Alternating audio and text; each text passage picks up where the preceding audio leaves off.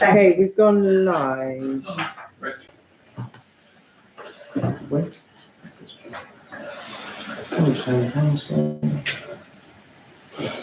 Yes, we are.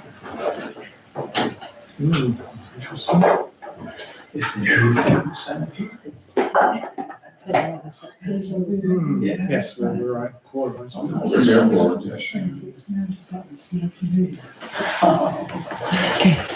That's not good.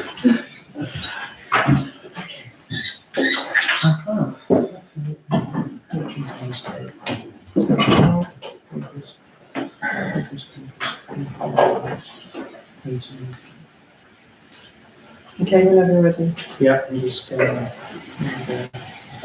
to June. Okay. Good evening, members. Welcome to this meeting of the Heritage and Townscape Committee. I'm talking slowly, hoping that the chair might arrive. 10th of June, 2026.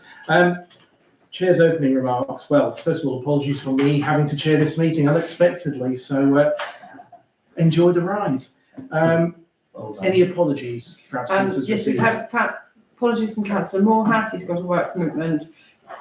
Keith Haven has a personal commitment. I haven't heard from Councillor Mallet that he wasn't coming. So. Can I just make a point, a quick point of order? So I didn't know about this meeting either until it came up online on social media today when the council posted it. Can I just ask that when we have these meetings and agendas and stuff sent out, we can have them put in the calendars of our emails, because it normally comes up on our calendars when it comes up in the emails, if that's possible, please. Because I think that's one of the reasons why Councillor Mallet isn't here. Mark Morehouse isn't coming. He's turning up. He's going to be late. He's got a BBC commitment. If that's feasible and not. Yes, please. Because what happened last time, we had everything sent out within 6 months on the calendar. So, because me and Rick had a discussion yesterday regarding when it was going to be. Some people don't like it, but I can certainly do it. That's fine. Yeah. Okay. So moving on to. Sorry. Agenda item 3, declarations of interest. This is to receive any declarations of disclosable pecuniary interest from members in respect of the business to be transacted on the agenda. Do we have any this evening? And if not, we'll move on. No? Okay. Agenda item 4, and it's attachment 4 in your pack, and that's minutes of the Heritage and Townscape Committee from Wednesday the 18th of March 2026. Does anybody have any matters that they would like to raise against those minutes? No? If not, I'm happy to propose that we accept them. Seconded by Councillor Black. Can we vote on those? I'm abstaining because I wasn't in the meeting. Yep. Thank you. I'm abstaining because I wasn't there. I'm just initialing the minutes. Does anybody else need anything? Sorry, Councillor Carter. It's not. Now, one thing that I have noticed we haven't got on here is about electing a chair. Is there a reason for that? There is on the agenda. Oh, is that? Yes. Yeah. Whereabouts is it? Move to elect a chair. I'm looking at the right minutes. 23661. Yeah. Ah, it's not mine. There you go. When is it? 2661. So Yeah. There was a problem because the agenda came out for us I'm looking at the previous. to ask us for comments, and then this one came out. You've got the wrong agenda up there. No, I've got an earlier one. It's not wrong, it's just an earlier one. I'm thinking that's wrong. You can't get the mayors nowadays, can you? Okay, I think that's the only omission, so I'm fine. Ian, can you quickly forward that agenda on to me? So I've got the older one, and half it's missing. Right. Try to. Okay, so could we,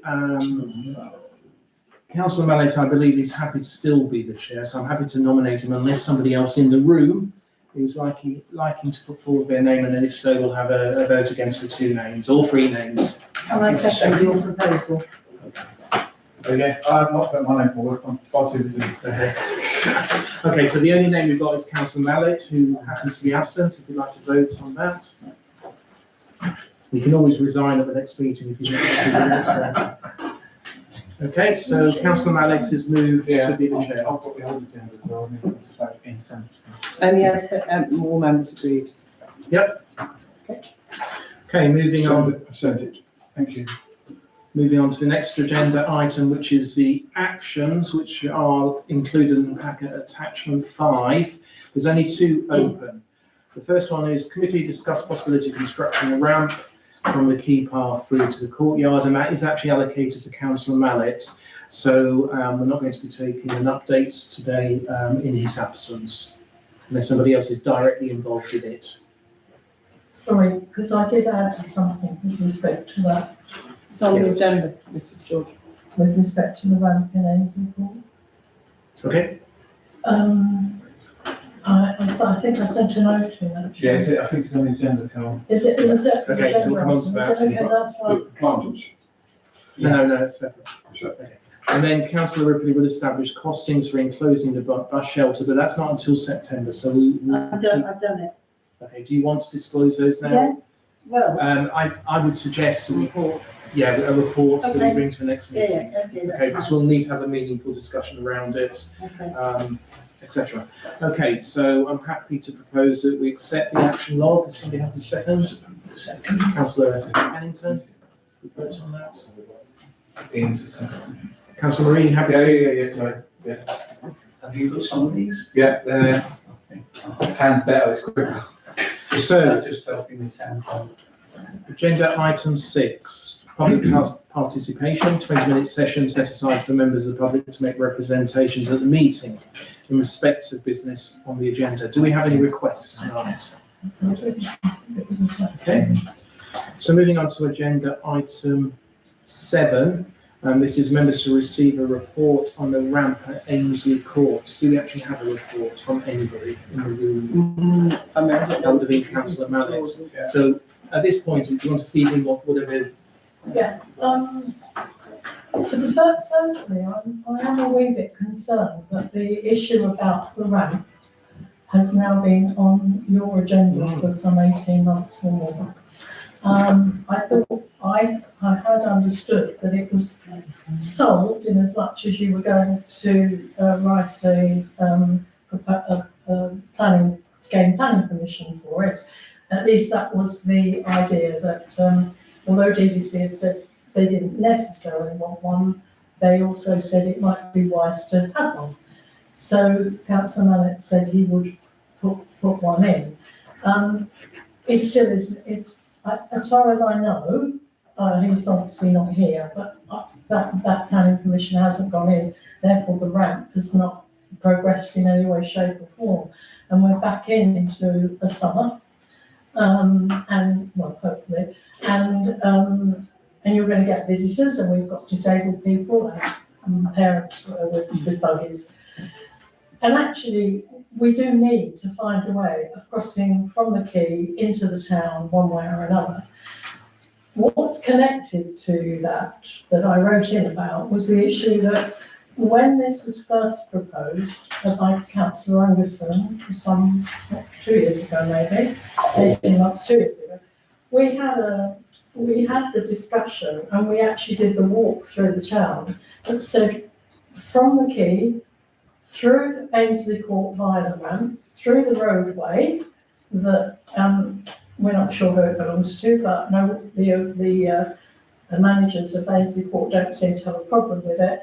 And then there is a drop curb on that side of Strand Street that disabled people with wheelchairs could actually drop down there, go straight across the road, and I'll come back to that in a minute, and then up through Three Kings Alley, right round into Milk Alley, and therefore access the town safely, and it's the only flat way they can do it. Now, to do all of that, the only requirement, apart from the ramp, would have been dropping the curb on the other side of the road, which is at the moment 2 car park spaces.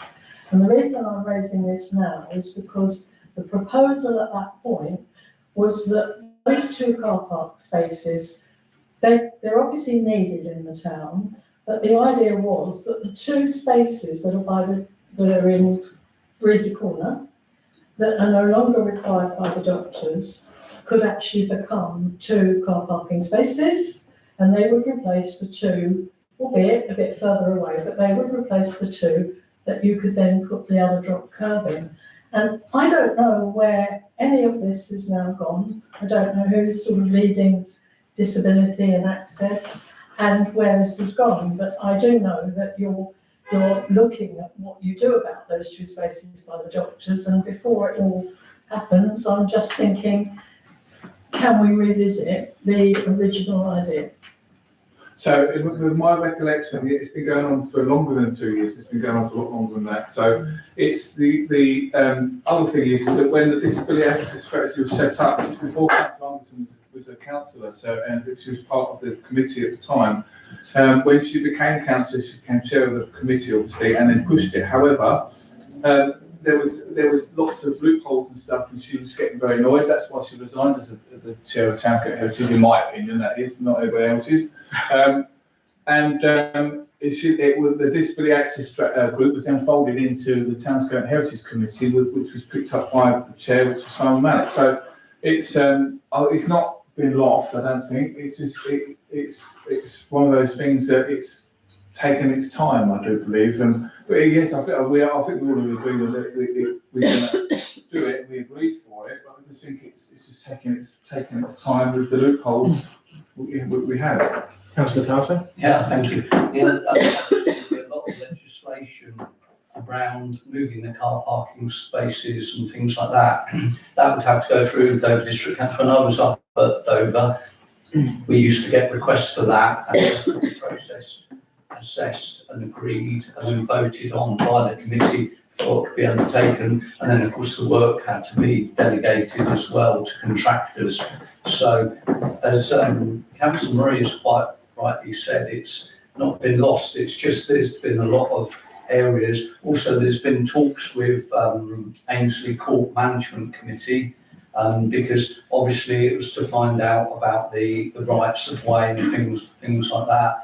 And all of these unfortunately take such a long time to organise. So, and as you say, I mean, we still haven't got clarity on the public right of way through there. Sorry, can I come back on that? So I prefer, because actually this is a well played out discussion. I don't want to extend the discussion tonight because Councillor Mallett is leading on this. Right. He needs to be in the room. He needs to report where he is with it, because if not, we'll just go through exactly the same cycle next time. And I think we've all got lives that, we value time. So I want to park that. But in terms of the 2 parking spaces that were the doctor's surgeries, they are going to be reinstated, and Dover District Council are doing that. But if you go back through the history of the talk about the ramp, I can see no direct statement in terms of the proposal and acceptance that will be progress. Doesn't mean to say it shouldn't be, but as soon as you start looking at spaces disappearing, there will be an impact assessment needed with residents being consulted. There will be cost, and I know the cost that has been assigned to this project has been very focused on a ramp. So if the breadth of what we want delivered is much bigger than that, that needs to be understood, and that might throw up some issues about deliverability. I'm just saying that because I don't believe Councillor Mallett has looked any further. This is not based on conversations with him, so I could be completely wrong. Has looked any further than how he engages with Ainsley Court about getting a ramp installed. Right. There are just 2 points, and I completely understand that. And Councillor Mallett, obviously, no, he isn't here. So one is, do we actually have someone who is actually leading on access and disability? No, this committee does. It's so part so of the the terms whole of group, reference. so there isn't one person who's leading on it. Terms of reference. Okay, so that. Whether that's right or acceptable or not. I'm not, but I'm just wondering, because that's the person maybe we could have spoken to. Yeah. In terms of the actual issue and the proposal originally came via an offspin from the town team when Councillor Anderson was not a councillor but a member of the town team, and she led the offshoot committee, along with the then KCC councillor, Yeah. and one of the District Dover district councillors. So she led that, and that was a proposal that had, I don't know how formal it got and where it went, but there certainly it was all limited, and that was the whole idea. And if I can just add one other thing, the issue about not having drop curb on the other side, in fact, if you get people to get as far as the Ainsley Court side with the drop curb, I'm not sure where they're going to cross the road if there isn't a drop curb on the other side. So effectively, it doesn't. That's why we need a proper discussion with Councillor Manette who's leading on it in the room, because actually the project scope is much wider than just Okay. the. Well, Thank you very much. yeah, Yeah, okay, thank you. thank you. Decision required, well, I'm not sure we have got a decision today. I think, so if there is a decision required, I think it needs to be deferred to the Deferred next to meeting. the next meeting, I propose. Okay. Second I'll is, second it. Those in favour? because the town clerk asked two things. Firstly, the council mallet to engage with. This is Carol. Sorry, Carol. I thought it was just me that had Carol. the brain blocks. It's me that Yeah, has I had seen a- the moment. I had a brain freeze here. Hair too long. And Oh, yeah, secondly- that's right. And secondly, to be prepared to come and have a full discussion about where we are with things and what happens next. Because as has been mentioned, the potential of dropping curbs will involve cost, and I don't think that's been factored in. So it'd be good to hear the scope of what he's working to. I do believe it's in the budget, though, isn't it? There is There is 2,700. Enough, yeah, just over £2,000. Yeah, it's not, That's just for the- that's not going to pay for drop curbs. Okay. Close to that. Okay. Councillor Pennington. Oh, What's the comment about who's responsible? I do recall, I think, that at a previous meeting, we nominated a certain number of councillors to be involved in particularly following disability issues. And I will look back in the minutes and see. okay, that's helpful. Trace that Yes. route, because I think I was on it. That's very helpful. Good.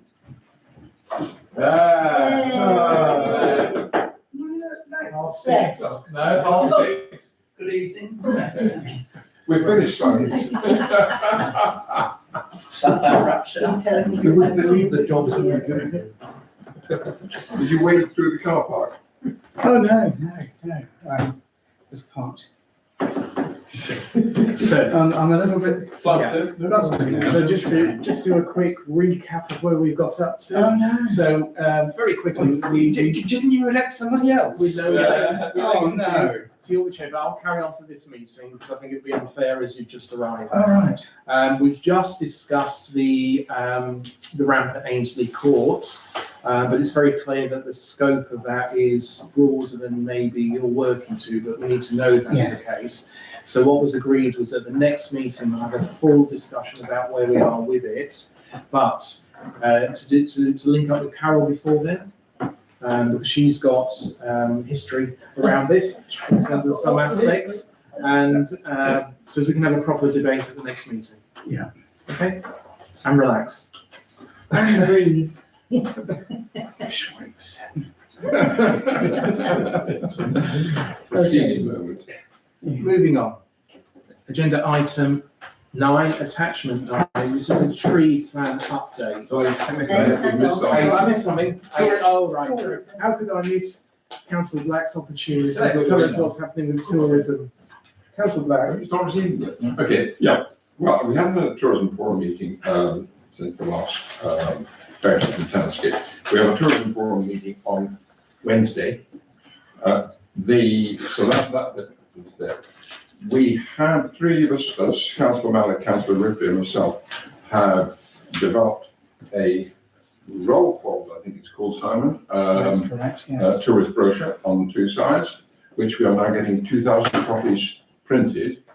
The point about this is really heavy duty market testing of this. I put a request in for 2 batches of 5,000 at this greatly reduced price of 4p per item, and actually some of it may well be at 3p per item, but we need to get some feedback from that. So it will be discussed at the tourism forum. Now, the next thing is the second part of this thing was to discuss where do we want to go longer term with some tourist items. And at the meeting, the SDC meeting we had at the middle of May, there were a few questions raised. Now, this was widely circulated to all the councillors who were there, but it hasn't been circulated to this group. I do suggest that this should be a matter that we discuss in greater detail at the next Heritage and Townscape meeting, which is really what the STC minute says. But really, for you to discuss in greater detail, what do you think a leaflet and brochure should cover? We're very clear about keeping it much tighter focus than the 24-page one we started out with, and then the reduced one that Councillor Mann and Councillor Ripley delivered last year at 46p a copy, of cutting that down considerably. Second thing is, should Sandwich Town Council develop a map of the town? And I think Councillor Marini reminded us at the previous meeting there are at least 7 different maps. There are, this is Yeah. fair few. And we took a view that we have a very simplified map on the tourist brochure with just about 6 or 7 main streets mentioned. If people want more detail, we have the compass map, which many people find acceptable. As a former cartographer, it gives me the twitches, but hey, there we go. The thing was then asked, should STC have a map of the wider local area? That's one of the questions. The difficulty you've got that you've got such vast space between the things like Richborough, if you want to bring in other places like the Coal Mining Museum and so on. So we have to have a discussion about that. But that's going to take quite a lot of careful editing to make sure you don't have a huge map, but vast areas of blank space on it. And then we were asked, should we have more emphasis upon the history of Sandwich? In a short brochure, that will certainly be very difficult. Whether we can develop a QR code using existing sources, we haven't explored that yet, but that might be something that we could explore. The QR code we've got on the tourism brochure relates directly to all of the notice boards that DDC put up recently. And when you scan the QR code, the map of Sandwich comes up with all of the locations where there is an information board. Click on the particular site and it brings up the whole information board, including photographs. We think that's a much better way of doing things nowadays, rather than a map somebody looks at for 2 hours and then chucks in the bin. We think it's a much better way. We will develop further QR codes, possibly a link with White Cliffs tourism site, rather than try to have our own. And the last thing that we discuss is, should there be an events thing? The town council has in the past had events listed on a website. It's a very difficult one to maintain, but that's perhaps something that this group should at least discuss, and whether we just retain using the White Cliffs events, or there is, and this is a bit controversial, I understand that, we've got a gentleman who has been doing a much more detailed events listing of the town and should be using that. Now, opinions are completely divided on that, so I'm not going to say any more. So really, I suggest these are detailed discussions which we could have at the next Heritage and Townscape meeting. Happy to take any questions. Thank you, Simon. No, thank you very much. Right, are we resolving? We didn't want us to make a decision. But No, it's not. It's not. This is the update. Yeah, it's not even to note the update. Right, So thank you. thank you very much. Okay, moving on. So agenda item 9, and it's attachment 9, climate emergency review report on the tree plans submitted at the last meeting. So I hope everybody's had an opportunity to read through this. I mean, it's somewhere 78 pages or so, somewhere around the 80-page mark. Can I first of all ask the town clerk to pass on thanks to our tree warden? I know in recent weeks or recent months there was a suggestion that the town, the tree warden, there was an absence of their activity. I think this report demonstrates exactly what they've been up to. And there is some great information in this report, having read it myself.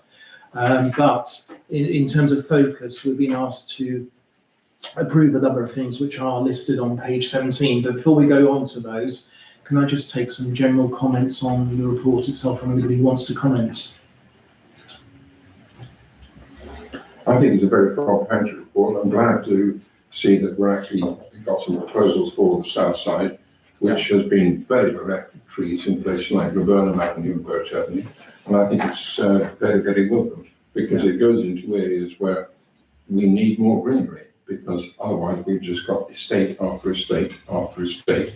It's a pity you can't cover wider things than some of the new estates, but small things, and then put that in and be great oaks from little acorns grow. Sorry about that. Any other comments? Yes. Just briefly, just I thought it was an excellent report and just goes to show how much work she puts into this. The only thing that I had a query about was where's Beers Yard? Which yard? Beers Yard. So Beers Yard, yeah, so it's Woodlandsville Road, so as you go up to the train gates, Woodlandsville Road train gates, just before it, there's those row of houses. Yeah. In between the middle of them, there's a Oh, yeah, roadway, yes, and that's I the know. old Beers, it used to be a haulage company, and there used to be trucks and stuff in there. That's Scrap Beers Yard. now. Yeah. It's, they're saying that there's a park on it now. Oh, yes, okay. Yeah. Got that. Yeah, I just want to say that it'd be nice to have Dover District Council on board with this report. I hope they can get excited as well. It has been noticed that Dover District Council, as Councillor Black said, in Sandwich South, Hazelwood Meadow had quite a large number of trees which they cut down. They said they would replant. We've never seen them. And there's been quite a number along the ancient walkway, Mill Wall, all sorts of places like that. And everywhere they've said they would replace them, and unfortunately haven't. The steps that go down from Millwall Place down to the station, they put a couple of trees in there. They got vandalised, and I asked Dover District Council what they were doing, and they said, well, we're not going to bother to put any more trees in there. So we really do need Dover District Council on board to assist us with this. This is a fantastic report, and let's hope we can go forward, but we do need DDC's support on it. So, thank you. Councillor Pennington. Thank you. Yes, I thought it was an excellent report as well. I just thought I might inform you, those of us who were at the Monks Wall meeting on Monday, the difficulties once you plant the trees to keep them going, and it's been a very difficult year to do that. And it is important that if we start planting trees, that there's somebody there to water them very, very often, the drier it gets. Thanks for your point. Councillor Leff. That was exactly what I was Oh, about to right. say. There you go. Yeah. No, though I can offer, as I did with Cowleys, 5 years ago, I think, when we had a drought, to actually go to take a trailer full of water and water as appropriate. But obviously, an official way should be looked at first. Thank you. Yes. Sorry, can I, just as a note with respect to DDC, we do know that when, as Sandwich and Bloom, when we were asking about trees, I'm going back a couple of years now, Yeah. but they were very reluctant. In fact, they said they would refuse to put trees in the grass verges along sort of St Bart's and all of those, because they put trees in, they don't really know what's underneath the grass verges. They then have to do excavation work to find out. It's the same along the Ash Road. They would then, if it was anywhere near electricity, water supply, that would be a no-go anyway. And then if they plant them, they're concerned about how they then get watered, and then what trees they plant because of the roots that then go through the gardens, through the road, push up the roads and push up the problems with foundations of houses. And that was their reply. So I'm just throwing that in as something that was said to us, and we were told not to do anything, basically. Thank you. It's a very valid point. So in terms of the actual report itself, on page 17, and we've been asked to agree to these in principle, nothing more than that today. So I would ask that we take them on block, but the only one that I've got a slight issue about in the sense that it needs to be understood in more detail is the confirmation of the maintenance responsibility. So there's talk about maintenance of some aspects in terms of what's in the report, including the proposed establishment periods and arrangements beyond this period. I think that needs further work in terms of understanding what the expectations are and who will do that. But on the other approvals that are sought in principle, are there any concerns with anybody about any of them? Because for me, they all seem sensible in terms of ones that we should adopt in principle. Yeah? Okay, so I'm happy to propose we accept all of the requested decisions in principle from the tree warden, save the last one, which we will need to get further information in terms of what the maintenance requirements might be, because it's not clear whether it's an STC responsibility she's expecting or somebody else's. So somebody have to second that? Yeah. Vote on that? Yeah.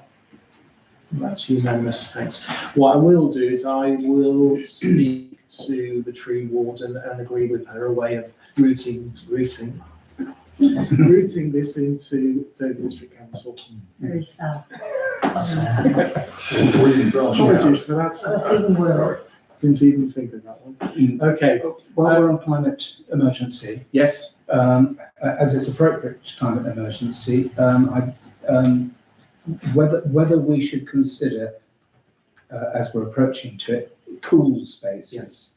And we talk about warm spaces in the winter, and we are risking, I don't know if anybody has been reading about the El Nino event, which the potential 2 or 3 degrees above what we normally experience. As we've just seen in May, it's the hottest May I believe we've ever had. Yeah. Certainly the 30 degrees. Second hottest. Ever, yeah. Oh, I think that's second hottest ever averaged over May, but the actual peak temperatures might be the hottest. But I stand corrected. No, not correcting. Yeah. So if we start to see temperatures persistent, and from what I understand, a temperature of, a high temperature for a day is not an issue. Where people are subjected to high temperatures for an extended period, then you have the health effects. Yeah. And it's, basically whether we should identify cool spaces that people who just want a break. But I can't think of anywhere in Sandwich which has air conditioning, which is actually cool. So I did share with you some similar exercise that's been done elsewhere. So that might be a good starting point. I mean, we have got some cool spaces that if they're open, that people could go to. But in terms of air conditioning, that was totally different. Yes. I would like to, I'm sorry, I'd like to suggest the churches. The coolest place So that was my point. in town, when we're doing town tours, is St Clements. Yes, Big. Yeah. And it's 100%, and that is open My house during is the the day. coolest place. My house is the coolest place. I have a water bottle today. And St Mary's, St Mary's. Yes. It's not as cool as St Clements, surprisingly. is it not? All the churches. All the churches, And that was my point. maybe the age concern wants to. Yeah, well, no, age concern would be a cool space as well. I don't even know, it's an old brewery, so it's actually, you try and eat it up in the winter's hard enough, so in getting cool in the summer is actually not that hard. It's cool in there at the moment, so we're part of the warm space initiative anyway. Yes. So we know that goes on board with that. We always advertise that to our clients and other people, obviously. But there'd be a cool space as well. Yeah, and I think the only thing that, the thing that needs to be done is just making contact with those spaces that we think are cool and making sure that they're accepting of them being included in a list, and then we just have to publicise the list, and that gives the options to the individuals to go to those spaces. Potentially through age concern. Possible. We all get hot as well, so. Oh, yes. But I can go to age concerns. Yes. Carol. Sorry, Can I just go back a little bit, because we're talking about planting trees and finding and having trees. Yeah. Trees, if you're under the trees, you've got air and they're cool spaces, and we know from when COVID hit us, it was quite a hot summer, and in fact, people were sitting under the trees in St Peter's Gardens, and that became an open space, but cool enough for people to sit. So it could be that It doesn't some have of to the be in other a building. places, apart from buildings, Yeah. could be locations where you can sit and get some breeze. Thank you. That's good. Okay, so, Councillor Mallet, are you taking that forward and would work on? I'm happy to approach. Yeah. I think the St Mary's we should on St Peter's and St Clements would be St. after Clements, Sebastian. Sebastian. Yeah.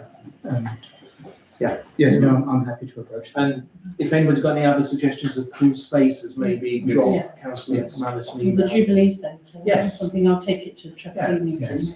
Yeah. Yes, because the Jubilee Centre though is, Does have a, does it have a? in Oh, I think certain it is. areas, yeah. On the before. Okay. Well, we've got a meeting on the 7th, so I'll bring it then, Yes, Okay. please. trustee meeting.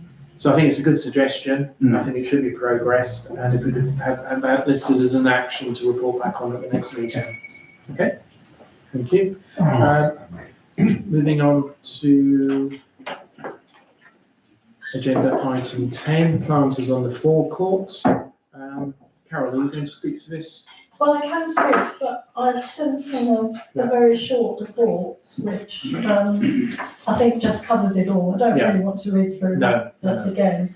The plans that went with it were just showing the fact that where the original planning permission was granted, and I understand that the planning permission still stands, even though we've moved on some time. Okay. And but it's not the right place now, because if we put the planters, or if planters were to be put there, you would find that they would directly interfere with the market, especially where I think the guy with the clothing and that corner tends to have to go back to get everybody in. Yep. So it's not the ideal space, although those planters that were suggested there originally by planning were that to create a walkway, a safe walkway between the road and the museum. Yeah. And that was so that pedestrians felt safe walking along there. However, things have moved on. I know we've got to sell the forecourt and so on.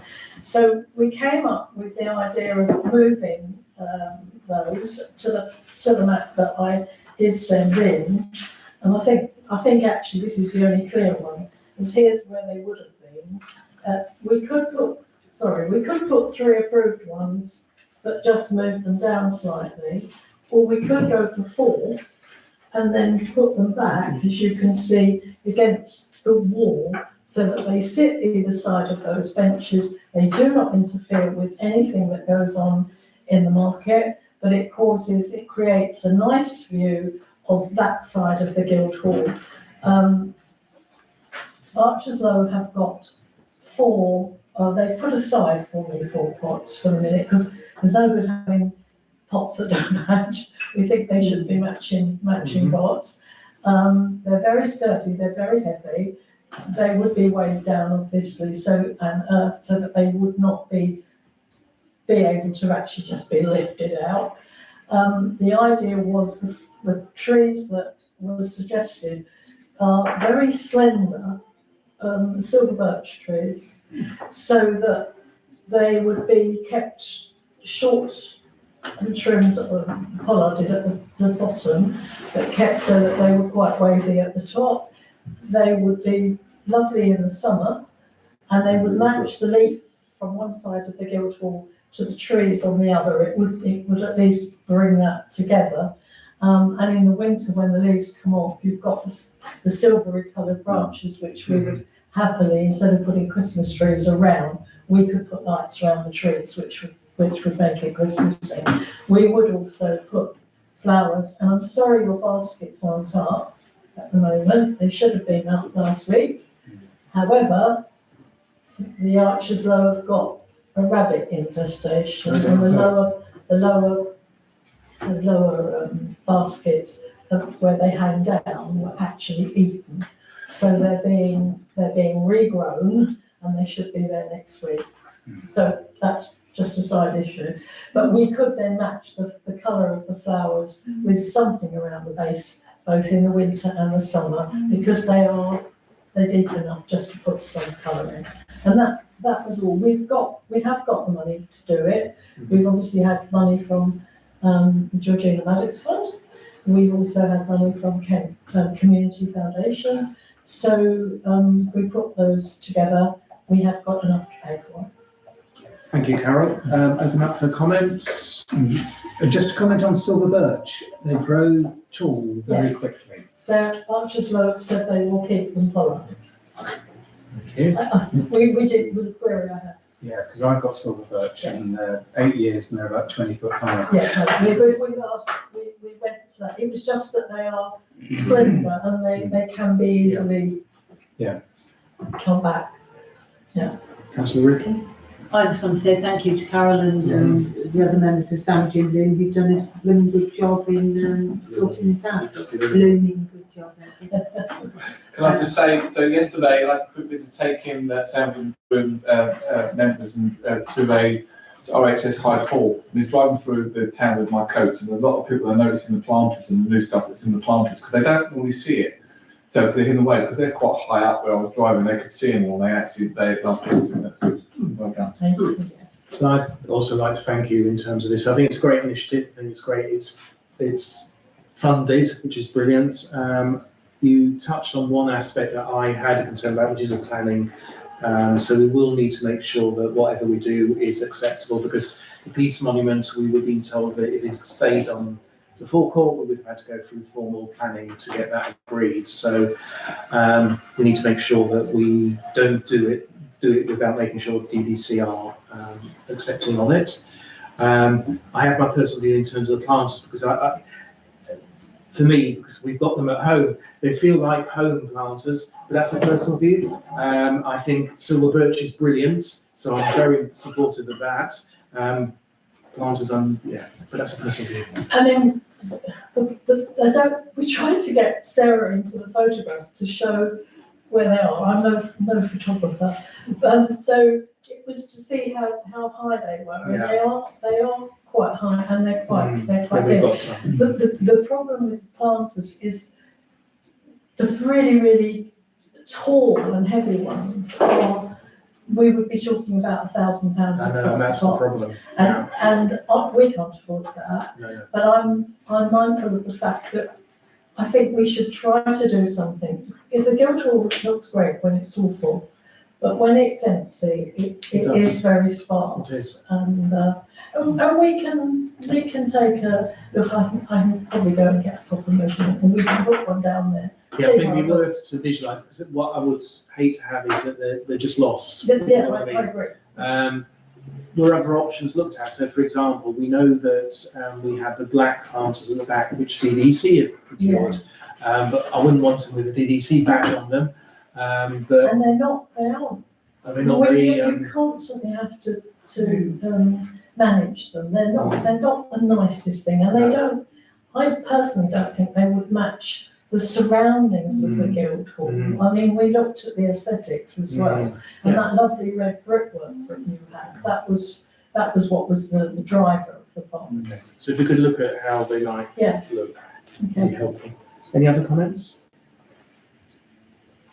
Yes. Just that I think it's a brilliant idea. I think it would really be lovely. I did, however, pass it on to the property manager, who's obviously dealing day in, day out with the logistics of the sort of what goes on the forecourt and so on. And there's considerations that I hadn't thought about in terms of electrical access points and so on that I didn't know about. So he then submitted an ancillary report that he's marked on locations that he feels, there's obviously 5 locations that he feels that planters could go. And we're talking about four planters, but yes, he just wanted to give you some choice. But I haven't looked into it in too much detail, Mrs. George. I just did want the property manager to look at it, and he has recommended the locations on his report. Right, is that? That's the report. Yes, So second there's two report. places there, and then obviously, yeah. The places either side of the alleyway are not good places. We've tried things there before.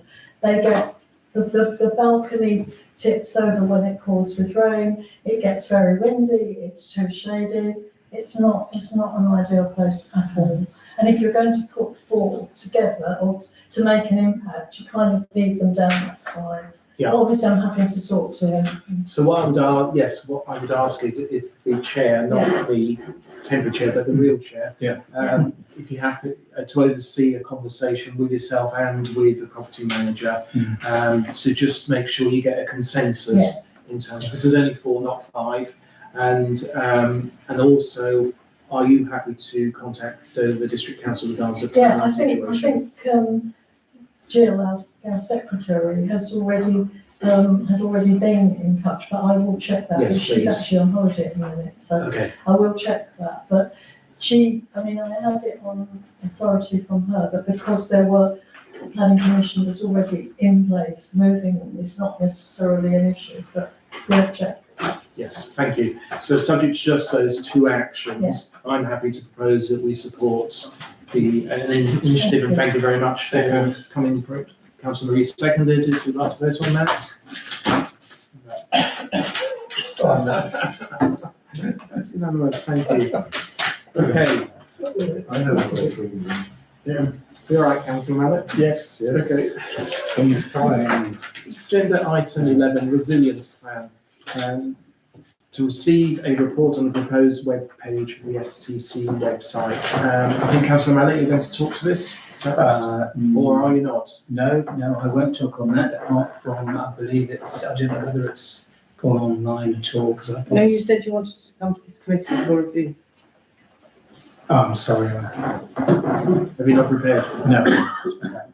So that's the members are invited to review the text and the link to the resilience page.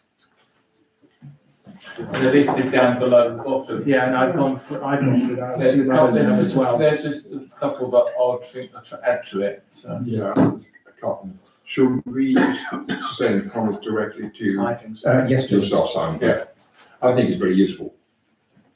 Yeah, and then the only recommendation, all we've been asked to do is to invite to review the text and links to the resilience page. So it's nothing more than that in terms of tonight. So there's an action to follow on for anybody in terms of if they see any gaps, in terms of what to include and send that to the council. So I'd like to propose that we note reports seconded from Councillor Ripley. To vote on that. Thank you very much. Right, so moving on to agenda item 12, the A257 poster. And this was a poster that was handed in at inquiries. Doesn't relate to Sandwich.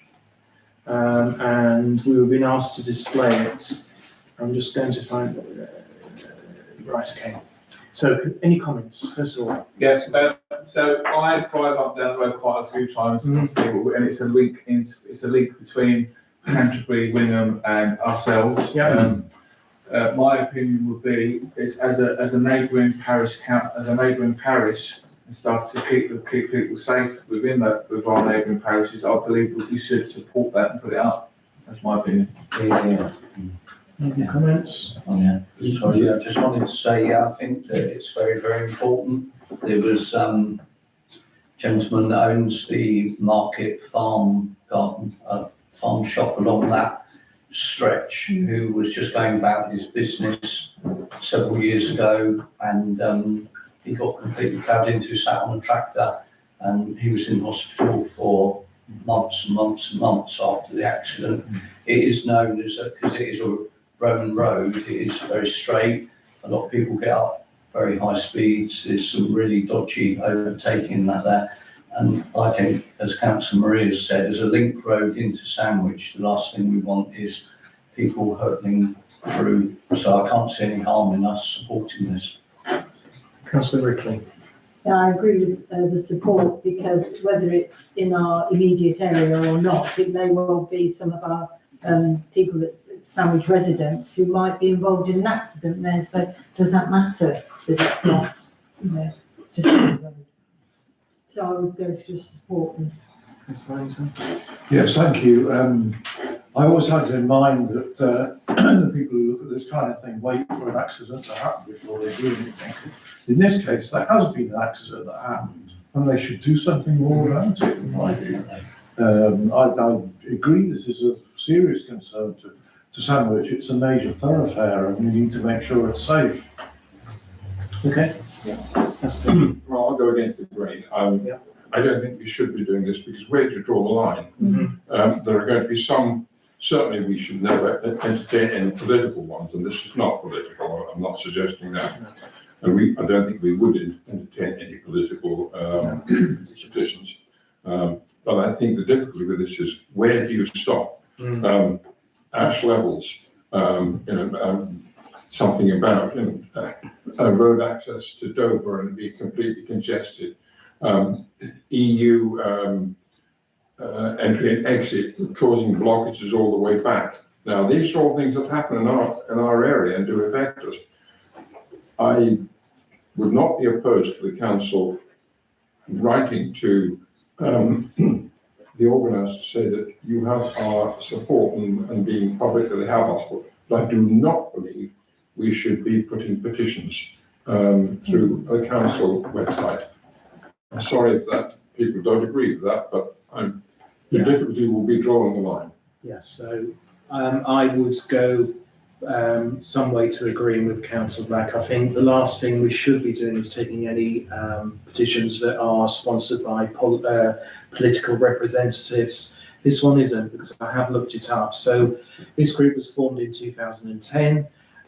It's long been pressing KCC highways and local police for interventions. It's a coalition of parish councils, community associations and local representatives in Kent campaigning to improve road safety and traffic management along the A257 route between Canterbury and Sandwich. So we've got a poster. We can go to a vote on whether we want to display it, but it doesn't set a precedent for other requests, in my view. Councillor Murray. Sorry, my opinion is, we all know the situation. It takes a death to deal with a road incident. It happened in Eastbourne, the Eastbourne bypass, when they had narrowed it down to one lane, so there's a serious accident of death there. My opinion is, if it keeps our residents safe from travelling to and from a certain place, and also don't forget, there's a big wildlife park there as well, where some of our residents go and visit, and are members of in that area as well. So I will propose, and I am proposing, that we promote, well, not promote it, but we show the poster out so people can vote for it. It's not political. We have a current a petition at the moment that's running within the town, but it's separate. But it's about the principle of making the road safer for some of our residents. Thank you. Yeah, I just wanted to say, I'm not sure where this political things come from. The people that are in this group, I know quite a few of them already. These are the people that are doing the speed watch in Staple and around the Staple villages.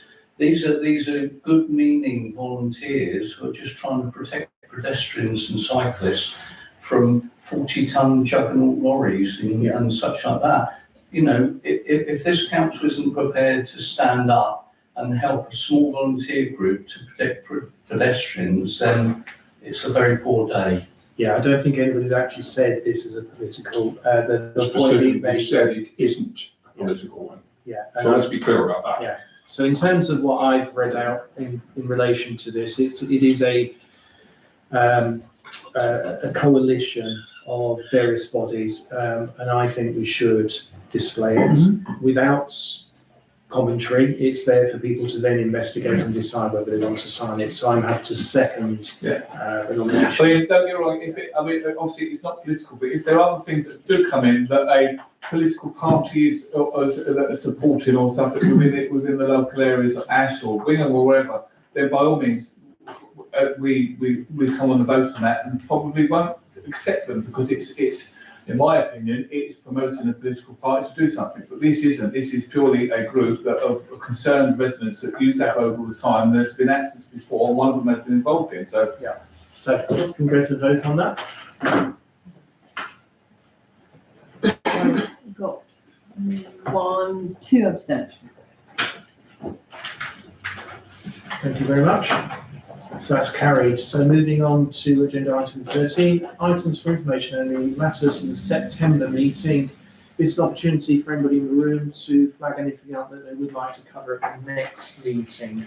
Councillor Murray. Yeah, so obviously the big talking one that I want to speak about is obviously, it's been mentioned, or this leads on to exactly what we're talking about. It's about the parking charges and the parking issues that we're having regarding the 3-hour time limit within the Guildhall. I want this committee, I know the Mayor's been working closely with it, he put a post up a couple of days ago online to say what we're doing. However, I want this council, or this committee at least, will go to full council to say that not so much, if you don't want to support the petition, that's fine. I personally, in my opinion, I've signed it, I want it, because it gets to 1,600 signatures, it goes to full council at DDC to be spoken about. But I do want this council to get behind something so we can start pushing to get that, either the changes, the timing's changed, it goes back to all day if you want to park there all day because of our tourism and our businesses, because every single business I've spoken to support the petition, one, and also they want to see DDC change what they've now produced. So I have a view on this, so I'll take Councillor Pennington first. Sorry. Yes, I think that from the views that I've been able to gather, that there is strong resistance to these proposals, both in principle and in the detail. It's in my memory that in Westgate years ago, we found that proposals that were rejected because of strong public opposition have a habit of suddenly reappearing in a sort of low-key way. And I think we have to support the need in Sandwich for visitors and for people who work here to be able to park regularly. And I don't think these charges are intended to do that at all. So, Can I just say, yes, just very briefly, 3 friends came to visit me. We went for a meal this last week. They all wanted to go shopping afterwards, have a wander around. They looked at the clock, decided they couldn't because of the parking. They'd have gone over the 3 hours. So all 3 of them left, 4 of them left without doing any shopping whatsoever, just simply because of the parking issues. so in terms, I'll make Sorry. So in terms of the petition, I have a personal objection to the petition because it is political. It's sponsored by the Conservative Party. And so I'll just tell, so I support and have been fighting unsuccessfully to get any changes, but we did get some changes at the start in terms of what was being implemented. So they simplified the charges, was one thing. So the parking charge increase went through with scrutiny. It followed a consultation process. It had public discussion. It had committee consideration. It went to the Overview and Scrutiny Committee at DDC. And it had a democratic vote. Even if we don't agree with something, that's how it works. This started in early 2025. A petition is most successful when it happens in the forming of a policy. The decisions around this, the key players who were promoting the petition were involved in that, but at no stage was a petition put forward to the public to try and get it. So my personal view is that actually what's been presented now outwards really doesn't tell the story. And people have been asked to argue about something that was implemented on the 1st of April. Democracy doesn't work that way. Getting 1,600 petitioners, that's great, and it will be discussed again. Will Dover District Council, who are led by a certain party, overturn that? I think it's unlikely, but at least it will have a debate. So what I've been doing in the background is I've again gone to the chair the leader of DDC, and I'm meeting with him in 2 weeks' time, and I'll be going through the evidence, because I think we're now at the stage where we need evidence to prove that it's having an impact. And I've got small pieces, another piece has been mentioned tonight. That's the only way we can get some change, is actually demonstrating the impact it's having negatively on our town. Because this was a strategy, this is a strategy, this was phase one of a strategy that they're implementing. So they are driven by their strategy, be it right or wrong. And if they want to change it, it will be very difficult for them to change a strategy when it's only been live for 2 months, phase one, and there are 2 or 3 other parts to it. So for example, some of the village car parks are going to have charging brought in. That sounds unacceptable, and there's an opportunity to challenge on those. But what we've got here at the Guildhall car park is already been running now for 6 weeks. Their data, and we can argue about their data, was that actually only 10% of parkers in the car park stay above 2 hours. That's the average parking, only 10% above 3 hours. The average stay in the car park is 2 hours. That was their data. Now, if somebody can prove that their data is wrong, great, but I haven't got the ability to do that. I know Simon made some very valid points about possible lost revenue, but until we get that proven, and we can ask that, I wrote to Kevin Mills at the start of this week, and to be fair to him, he came back straight away, and he said, we'll discuss it when we meet. I put in the fact that the things we've said before, but also some of the impacts, be it small at the moment, on the market stallholders. So there's a lot there happening in the background. Whether a petition will make any difference or not, all it will do is have a debate that happens already. See, my biggest, I'm going to be a bit concentrating, especially this weekend, because this weekend is the weekend, it's French weekend, so it's going to be busy, and the weather's supposed to be really lovely, so it's going to be busy. So I'm going to be doing my investigation work over the weekend, because no doubt people have overstayed their 3 hours, which they're going to do, which happens, and I can guarantee you, we never see them, but I'm sure they'll be in the car park giving tickets out to the traffic wardens, and that grinds my gears. It really, really does, and they're quite happy not to bother with that corner by the chip shop. They can go and give someone a ticket for being a minute over a 3 hour time limit. That's my opinion. So I will be doing a bit more investigative work over that. And however, regarding the data about people staying here for 2 hours or 3 hours, we can't tell that now because it's changed, because they've changed the 3 hours.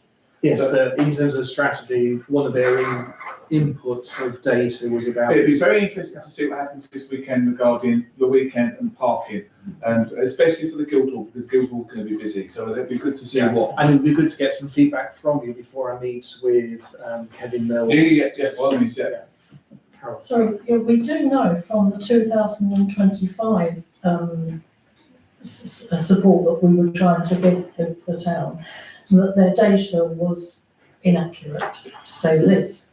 However, the 2 hours situation, I do think is wrong. The reason I'm saying it's wrong is because in this car park, up until they put the 3 hour slot in, you had an awful lot of people parking there who were local businesses who'd got permits, and you've got a lot of local people who have permits who were allowed to park there. So the other people coming in might well have been transient and just coming in for a couple of hours. What's happening now, as I understand it, is that these people have moved to Gaze and Salt's car park if they want long-term parking. That is actually restricted. Any parking venues for local people to park in, and therefore they're getting frustrated because they've got nowhere to park. So my query is, their 2 hours, what was it actually based on? Because how many car parks parking spaces did they actually have full that they based the 2 hour parking on? And how many car park spaces have we really got? And how many of those were full up with people who actually had the right and the right permits to park there all day? So if it was just a small number, then I think there is an issue there about the data that they've actually got. So, And then, yeah. sorry, Mr. Mayor, but we did prove this, I'm going back quite a long time, when they closed the car park at the quay. Yeah. And we did our own analysis that was actually presented at that point to Roger Walton, who actually used it, because the businesses, it carried on because the weather was so bad, and the businesses suffered tremendously all through the Christmas period.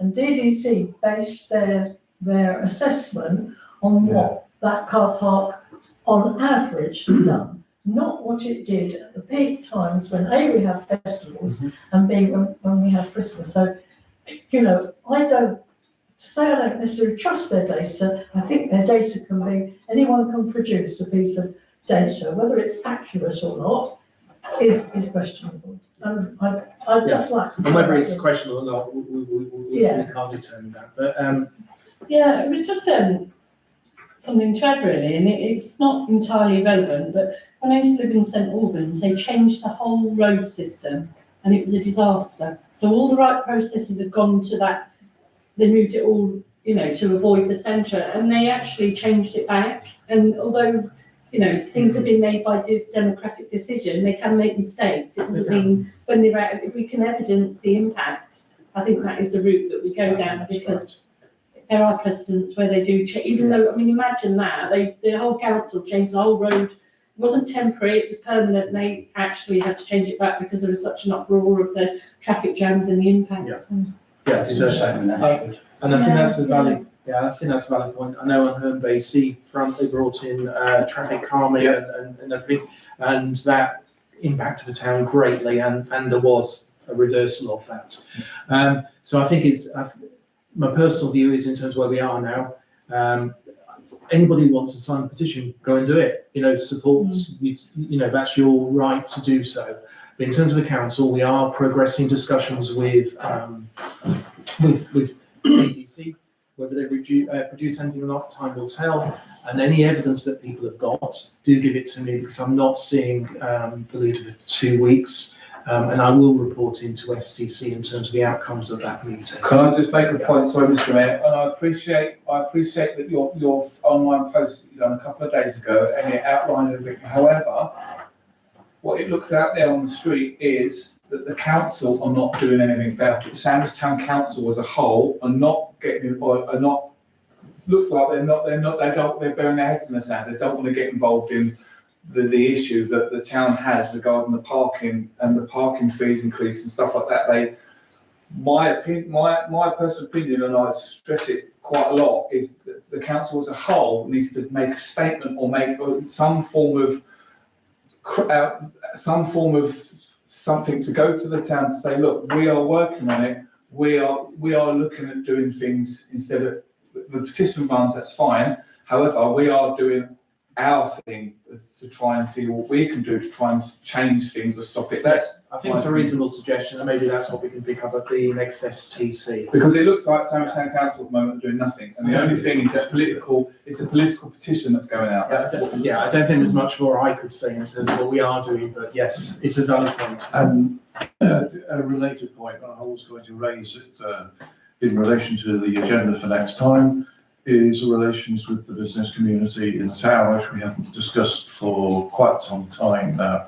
There were some moves made months and months ago to get this cooperation going, but I think we rather lost sight of it, and I think it would be good just to have it back on the agenda. It kind of relates to what we'll be talking about.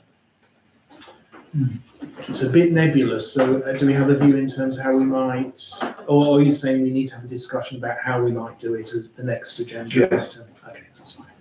You okay with that? Yes, definitely. So parking and basically business relationships, yes.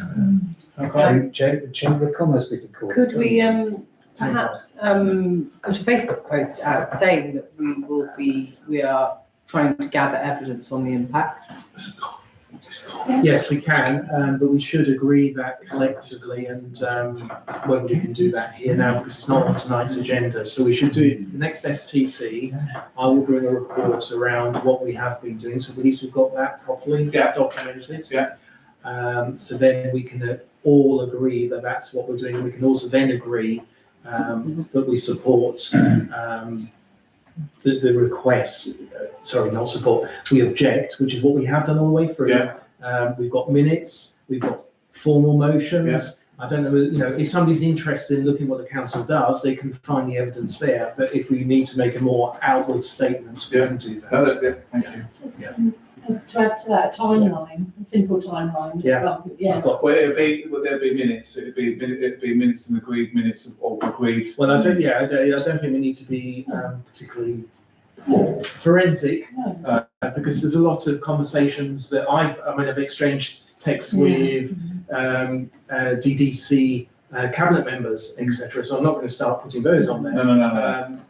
We have got a series of events. Timeline of when we started talking about it, when it was the first. So we contributed to the consultation objecting. Yes, you did. Councillor Carter, I believe, went to the overview and scrutiny committee to object. We've discussed it in at least 2 town council meetings where we've objected. So it goes on. And I've met with the leader on 2 occasions, and Councillor Mallet came with me where we had the parking cabinet member there as well. So we there's a lot that we've done. Do you remember the date of the next meeting? Then, Thank you. Okay, so that's the business. The final item is next meeting of this committee is on the 9th of September 26. Meeting closed. Thank you. Thank you very much.